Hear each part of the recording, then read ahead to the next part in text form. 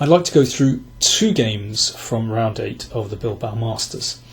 First of all, Sergey Karjakin against Magnus Carlsen. You might remember that their first game in the tournament ended up with a splendid victory by Carlsen. This time he has the black pieces and he plays the Ragozin variation with bishop b4, and this can lead to quite double-edged positions, so it's interesting to see that Carlsen shows he's really up for a fight.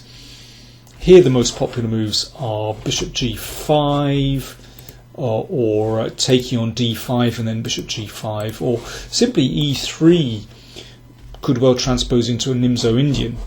But Karjakin does something a little bit different. I mean, it's a known variation, but not so common. The check, and also attacking the bishop, so black's next move is force, knight c6. What's interesting is that this variation has all the hallmarks of one of Karjakin's seconds from the candidates tournament, Shahriar Mamedyarov, who has played this on quite a few occasions with white. So yeah, looks like his influence. The point of giving the check is, well, obviously to force the knight c6, which means that the c-pawn is blocked, so it's not so easy to put pressure on the pawn on d4. Having said that, of course, black is often able to break with e5 later on, of course. So yeah, you give something, you get something. And the queen isn't really very well placed on a4, so drops back to c2. And well, Mamedyarov has had this in a number of games, and for example, if his opponents have played bishop d6 or b6, here Magnus plays rook e8. So already teeing up for e5. Bishop d2. Well, quite modest placement of the bishop, but of course it's blocked in by the pawn now. But one of the points of playing bishop d2 is to allow the rook to d1 with some pressure on the d file. a6 from Carlsen.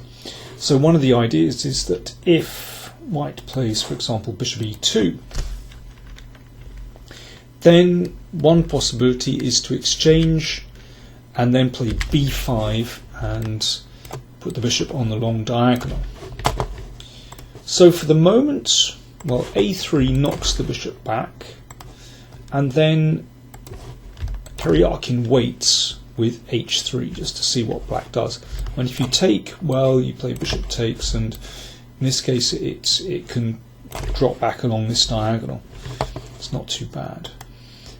Previously, h6 has been seen in this position. A game between Nakamura and Aronian. See, all the big guys are playing this variation.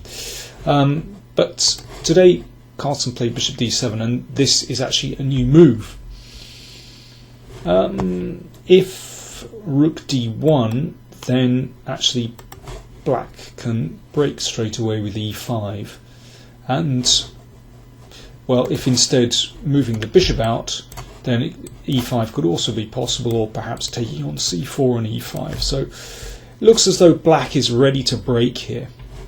So that's why Karjakin exchanged on d5 and then played bishop d3. So it looks like a very standard d-pawn opening, except that this bishop is blocked in behind the pawn. Normally it would be outside the pawn chain on g5. Well, this ought to be quite okay for black, but this knight is slightly oddly placed on c6. Normally you would want to have the pawn on c6, buttressing the pawn on d5, and that would make it easier to play knight e4 at some moment. For example, you know, you'd really want to play queen e7 and knight e4, but you've got to watch out for this. Well, Carlsen's next move was very interesting indeed. He played knight a7. So I think this is a direct attempt to solve that problem, to play c6. And sometimes, well, that knight might redeploy itself via c8, sometimes via b5. For example, after castles, if white castles here, then knight b5 and exchange the knight off, and then this knight can come into the outpost on e4, and that looks quite promising. So Karjakin played queen b3, attacking the pawn on b7 and attacking the pawn on d5. Now, one could protect both with bishop c6 and then perhaps later on redeploy its knight and sometimes play the knight into e4. I don't think bishop c6 is a bad move, but Carlsen played c6. He continued with this strategy of straightening out the pawns so they protect each other. And if, let's say, a4 to stop knight b5, then simply rook b8. And I think black has pretty reasonable play here. If white were to castle on the king side, you can see that there is a potential target on h3. Black may even go for this straight away with queen c8. But in any case, something like queen e7 and maybe knight e4. And yeah, white's king side looks a bit vulnerable. So Karjakin decided to take on b7. Now this is a very, very brave move, because the queen gets shut in. This was exchanged off, and now Carlsen decides to recapture with the a pawn. A lot of people were saying afterwards, well, why not c takes b5? I wonder how seriously Carlsen considered this move. White's queen is trapped, and it's not actually coming out. So, for example, if castles, then, I mean, maybe he missed this move. This is a tricky move, bishop c7. If you play something like rook e7 to try and hit the queen, then bishop a5 is a very annoying move. If that's taken, then queen takes rook. But bishop c7, now that is not an easy move to see. There are so many possibilities to try to trap the queen, but bishop c7, basically what this does is opens up the 6th rank for this rook to come across. And yeah, if, for example, well, knight e5, then rook b8, the queen doesn't have a way out. I mean, there are other variations here. I mean, for example, you know, if this is taken, then the rook can come up here. That's the point of playing bishop c7. Anyway, queen a7, and the queen gets trapped in another way here. Well, this is probably white's best, to give up the queen for the rook, and now bishop takes b5. Of course, subjectively, black is better here, and possibly even winning with best play. But I'm not sure this is such an easy position for black, because I know it's only a rook for the queen, but these pawns, you know, they could steam forward once you drop these bishop back. Put the bishop on the first rank, and then just advance those pawns. Now, if black has to give up a bishop or a knight for those pawns, then odds on it's a draw. So this is still not simple, and of course, you know, this is fantastically complicated anyway, but really not easy to see. Instead, Carlsen played a takes b5, knight e5 from Karjakin, and Carlsen thought for a long time here, trying to find a clear way forward, and in the end he just took a draw. I mean, this knight can be taken, and of course black recovers the pawn, but well, Carlsen felt that there wasn't really enough in this position.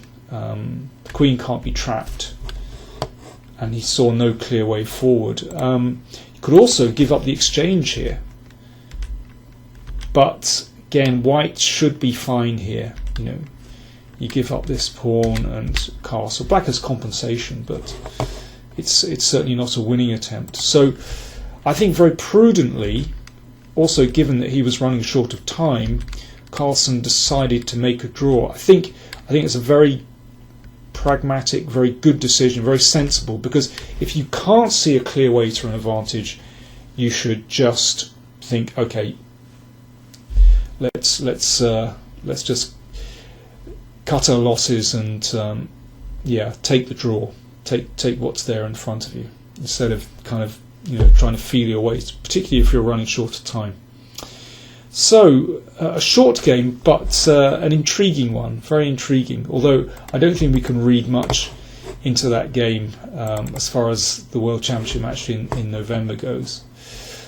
Let me just give you the final moments of Wesley So against Anish Giri. This was a fantastically complicated game. Giri had a promising opening, but Wesley fought back, and round about the time control, things start to turn in White's favour, in Wesley's favour. Here, I think if Giri recaptures with the knight in this position, I think his position is solid enough, even though it's a nice outside pass pawn. But when White's king is slightly weakened, it's not as strong as Black's king, then I think Black ought to have enough counterplay here. Instead, Giri played G takes f6, a move which I think, well, it's quite uncharacteristic of him actually. He's looking for an attack down the G file, but, well, Wesley's next couple of moves were excellent. First of all, drives this knight away. This gets pushed around, but it's got nowhere else to go but b6, which is way across the other side of the board. I mean, if he's looking to attack, then it's in no position there. Giri tries to attack on the king side. Threat queen takes h3, but that's easily parried. Queen defends here, and now you can see that there are weak pawns, and don't forget that outside pass pawn, this distant pass pawn on the queen side. So it went like this. They reached the time control, and Wesley So is taking control, targeting the weak d pawn, and that knight just prevents this rook coming to d8. Knight d7. Now at the moment taking would not be advisable because h3 would still be on pre. So very cool move. King h2. No more threats on the king side. Knight c5. Black has nothing better here, and they traded down into an endgame. Now it's only 3 pawns each, but actually Black doesn't have a prayer in this position because that b pawn is so strong. That knight, well, also it controls d8, but also controls b8, the queening square, so that rook can't get at the pawn. Also, Black's king way out across the other side of the board. And there's another weak pawn here as well. I mean, the only thing for Black to do is use the knight to blockade the pawn. If the king comes here to g7, then simply b6, and this pawn is going to go through. Well, Black will have to sacrifice the knight sooner or later for that pawn. So knight c5, giving up the pawn, and trying to create counterplay. So for the moment, well, some very nice technique from Wesley. First of all, rook f5, hitting the knight. Knight has to go back, and now rook e5. So that pawn is going absolutely nowhere. Rook just dominating here. Knight d4 comes back again. But Wesley is preparing something very nice. So the rook comes across, and now g4. So White is in complete control in this position. No complications. The rook dominates, and now it's time just to bring the king up the board and start pushing on the king side. And Black really can't do anything here. And this is a very nice move, a very forcing move. It's, if you want to finish off the game, in endgames, very often you have to calculate precisely. And Wesley did that with this move, knight f5. For example, if knight takes pawn, then White wins with a knight fork, and if the knights are exchanged, then this is a very easy rook and pawn ending. White collects this pawn. 2 pawns is too much. So king f6. Okay, a little bit of calculation needed. The king hits the rook, but king f4 is still very good. If rook takes b5, watch what happens. g5 check, and then white wins the knight. And if knight f7, then just rook c5. White is dominant here. So Giri took the pawn, and now g5 check. If the king goes back to f7, there's another knight fork on d6. So king g6, but now black's king is caught in a mating net. This is pretty horrific. For example, well, the threat is knight h4 check and rook h7 mate. So rook h8, that stops that immediate mate, but this is not good. King g4, king's in a trap. Knight h4 mate threatened, as well as rook g7. h5 check, and now king f4. And here Giri resigned. Knight h4 mate threatened. So h4, then the king comes back. Rook g7 mate threatened, and if rook h7, then, well, a couple of ways to win. You can take on h4, you can play check, and g6 and take the rook. Very nice technique from Wesley So, who bounces up to 9 points. Wei Yi has 9 points. He drew with Nakamura today. Nakamura has 10, and Carlsen still out ahead on 13. Just 2 rounds to go.